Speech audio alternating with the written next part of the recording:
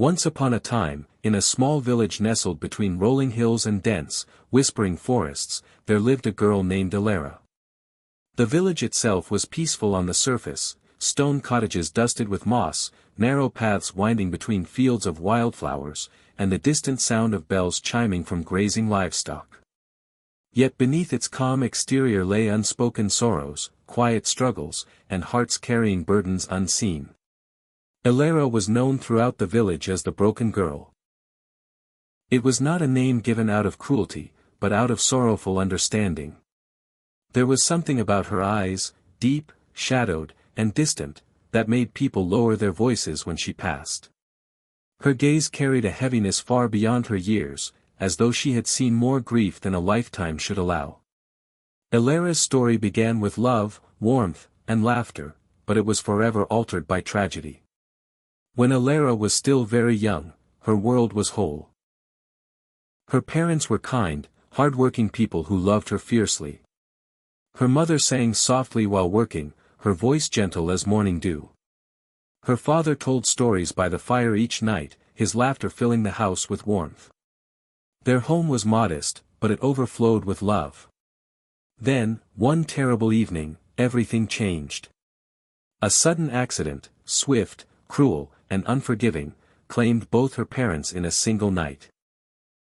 Ellara remembered the knock on the door, the hushed voices, the way the world seemed to tilt and fall apart before she could understand what was happening. One moment she had a family. The next, she had silence. At the funeral, she stood small and trembling, clutching the hem of her black dress as the village gathered around her. People whispered words of comfort, but none of them could reach her heart. She did not cry, not then. The pain was too vast, too heavy. It settled deep within her, breaking something that could never fully be repaired. She was taken in by her aunt and uncle, distant relatives who tried their best to care for her. They gave her food, shelter, and safety. But love, the kind that fills emptiness and heals wounds, cannot be forced. Their house was quiet, disciplined, and emotionally distant. Ellara grew up feeling like a guest in someone else's life. As the years passed, Ellara changed. She became quieter, more withdrawn. Other children played in the village square, laughed by the river, and dreamed of futures filled with promise. Ellara watched from a distance, unable to join them. She carried guilt she did not understand, guilt for surviving, guilt for forgetting the sound of her parents' voices, guilt for moments when she laughed and felt alive again. She believed that happiness was a betrayal to those she had lost. At night, she lay awake, haunted by memories and questions that had no answers. What if I had been there? What if I had done something differently? These thoughts wrapped around her heart like thorns. The villagers tried to be kind, but Ellara pushed them away. She learned that attachment only led to pain. So she built walls around herself, thick, silent walls that no one could cross. There was only one place where Ellara felt safe, the forest. Beyond the village lay towering trees whose branches intertwined like ancient guardians. Sunlight filtered through the leaves in soft golden patterns, and the air smelled of earth and rain. Here, no one expected her to speak. No one watched her with pity. Ellara wandered the forest paths endlessly. She listened to the babbling streams, traced patterns in the bark of trees, and breathed deeply, as though the forest itself could hold her sorrow. In the quiet, she felt less alone. One day, driven by an unfamiliar pull, Ellara ventured deeper into the forest than ever before. The familiar paths faded, replaced by silence so profound it felt sacred. After hours of wandering, she stumbled upon a hidden glade. At its center stood an enormous oak tree. Its trunk was ancient and wide, its roots stretching into the earth like veins of time itself. Its branches reached toward the sky, strong and welcoming, as if embracing the heavens. Ellara felt drawn to it. She approached slowly, her heart pounding. When her fingers touched the rough bark, a warmth spread through her body, gentle, comforting, alive. For the first time in years, she felt understood without speaking a single word. From that day on, the oak became her sanctuary. Ellara visited the oak tree every day. She spoke to it softly, telling it everything she had never dared say aloud. She spoke of her parents, her fears, her loneliness, and her longing to feel whole again. The wind rustled the leaves as if listening.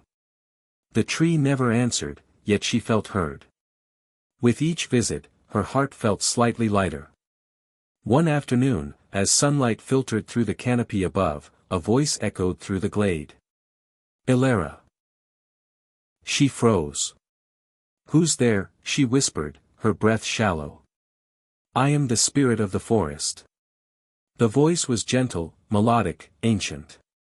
The air shimmered, and though she saw no form, she felt a presence, vast and kind. I have watched you, the spirit said. I have heard your grief. Tears filled Elara's eyes.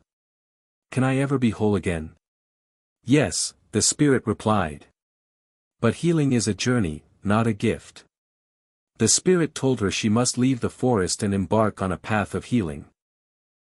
One that would test her strength, courage, and willingness to face pain. Then the presence faded. Ellara stood alone, but not hopeless. With nothing but a small pack and a fragile spark of hope, Ellara left the village. She crossed valleys where storms tested her resolve. She climbed mountains that left her exhausted and breathless. She crossed rivers where fear threatened to drag her under. Each challenge mirrored the battles within her heart. Many times, she wanted to turn back. But she remembered the oak tree. She remembered the voice. And she kept walking. Lessons along the way. Ellara met many souls on her journey. A traveler who had lost everything yet still smiled taught her that joy could exist alongside sorrow. A grieving mother showed her that love never truly dies, it transforms. A lonely child reminded her of the girl she once was. One evening, by a tranquil lake, she met a wise old woman. The woman looked into Elara's eyes and saw everything. You are not broken, the woman said. You are wounded. Ellara wept as she spoke of her guilt, her pain, her fear of loving again. The woman held her hands gently. Scars are proof of survival, she said. They do not make you weak. They make you real. That night, Ellara slept peacefully for the first time in years. As her journey continued, Ellara began to feel something shift within her. She learned to forgive herself. She learned to remember her parents with love instead of pain. She gathered symbolic fragments of her heart, moments of courage, kindness, and self-acceptance, each piece strengthening her spirit. Months later, she returned to her village. But she was no longer the broken girl. Ellara stood once more beneath the oak tree. She placed her hand against its bark and smiled. She was still scarred, but she was whole. The forest felt different now. Or perhaps she was different. Ellara returned to the village not as someone who needed saving, but as someone who could inspire hope. She listened to others' pain, shared her story, and reminded them that healing was possible. And so, the broken girl became a light.